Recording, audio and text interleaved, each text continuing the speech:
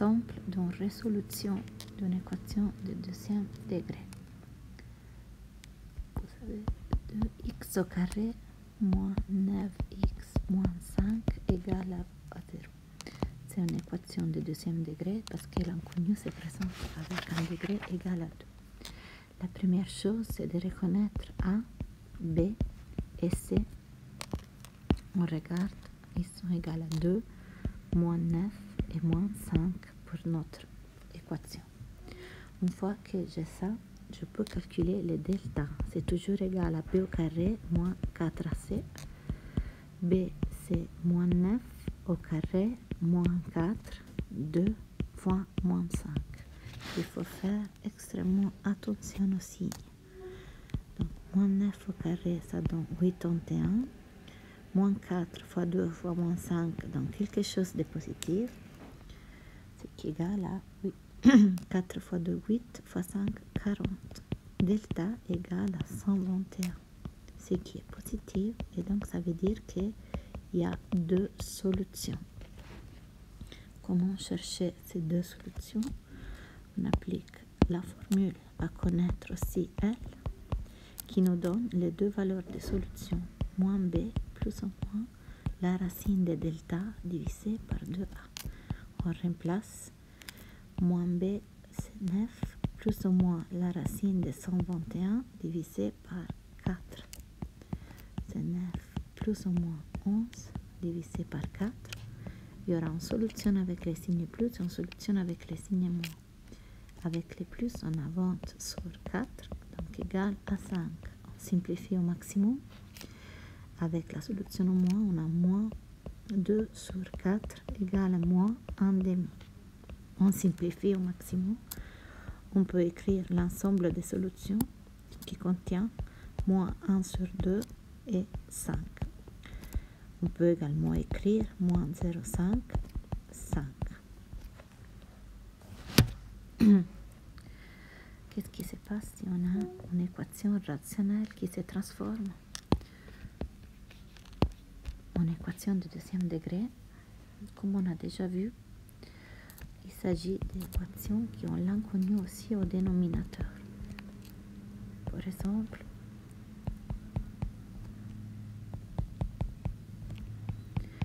la première étape, c'est d'écrire l'ensemble des définitions. On veut éviter un dénominateur égal à 0. Et donc, il faut exclure de l'ensemble des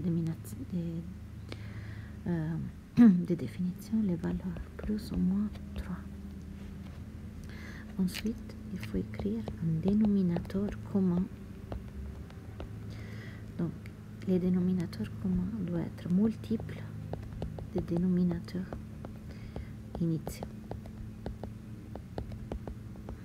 Donc, ici, on a moins 3x plus 3. Le dénominateur commun sera x moins 3 fois x plus 3.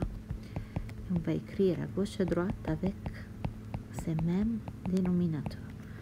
Donc, la première fraction devient x fois x plus 3 moins x moins 3, x moins 3 égale à 2, x moins 3, x plus 3. Une fois qu'on a tout avec les mêmes dénominateurs, on multiplie par ces dénominateurs communs. Et comme ça, on n'a plus l'inconnu au dénominateur. Donc, comme on multiplie par la même quantité à gauche et à droite, c'est encore en fait un principe d'équivalence. Maintenant, on se retrouve tous en un seul état. On va développer. Donc, on a x au carré plus 3x. Là, c'est x au carré, x moins 3 au carré, égale à 2 de x au carré moins 9. Donc, x au carré plus 3x moins x au carré moins 9 plus 6x égale à 2x au carré moins 18. J'amène tout de ces côtés, ou de tout de ces côtés-là. Donc, 2x au carré moins 18 moins x au carré moins 3x plus x au carré plus 9 moins 6x égale à 0. J'essaie de simplifier. Par exemple, j'ai 2x au carré moins x au carré, moins x au carré plus x au carré qui part.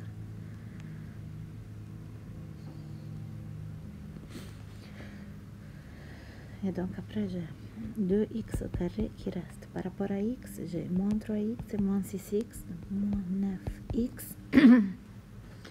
Et après j'ai moins 18 plus 9, donc moins 9 égale à 0. C'est une équation de deuxième degré. Et donc je sais comment la résoudre. Il faut identifier A égale à 2, B égale à moins 9, C égale à moins 9. Pour savoir si cette équation a des solutions, je dois calculer delta. B au carré moins 4AC. B c'est moins 9 au carré moins 4 AC. Donc on obtient 81. Moins et moins ça fait plus. 8 fois 9 c'est 32. Donc on obtient la delta égale à 153. C'est qui est plus grand de 0 et donc notre équation a deux solutions. Comment la trouver? Les deux solutions, on les calcule comme ça. Moins b plus ou moins la racine de delta divisé par 2. Donc moins b, 9 plus ou moins racine de 153 divisé par 4. Et donc on aura deux solutions. Une avec les signes plus, une avec les signes moins. 153, on ne peut pas les simplifier ultérieurement. Donc, dans l'ensemble S, on peut écrire 9 plus ou moins la racine de 153 divisé par 4.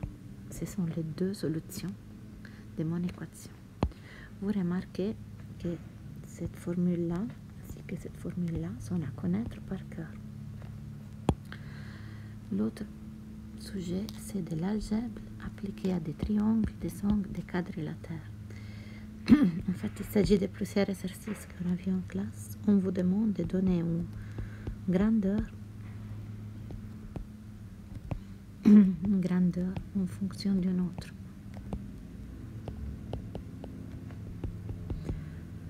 On a fait beaucoup d'exercices sur les polycopiés. Donc, vous les trouvez dans les polycopiés. Un petit exemple ici. Vous avez un triangle comme ça, donc on remarque qu'il est équilatéral. Et on vous dit que chaque côté vaut 2x. Et on vous demande les périmètres en fonction de x. Et donc, c'est égal à 3 fois 2x et donc égal à 6x. C'est un exemple très simple. Elle montre ce qui nous intéresse, pas vraiment seulement les calculs, mais vraiment écrire une grandeur en fonction d'une autre. Et donc, les résultats dépendent encore de x. Dans ce type d'exercice, il faut être à l'aise avec les théorèmes de Pythagore et savoir quand on peut l'appliquer. Il faut être à l'aise avec les calculs d'air pour les triangles et les quadrilatères les plus communs. Avoir l'idée des périmètres, soit d'une figure régulière, soit d'une figure au fait qu'on peut construire, on peut vous donner une figure quelquefois. Et en fait, la clé, c'est vraiment bien observer ce que vous avez pour pouvoir ensuite la décrire en fonction d'une grandeur. Je reste à disposition à mon adresse email.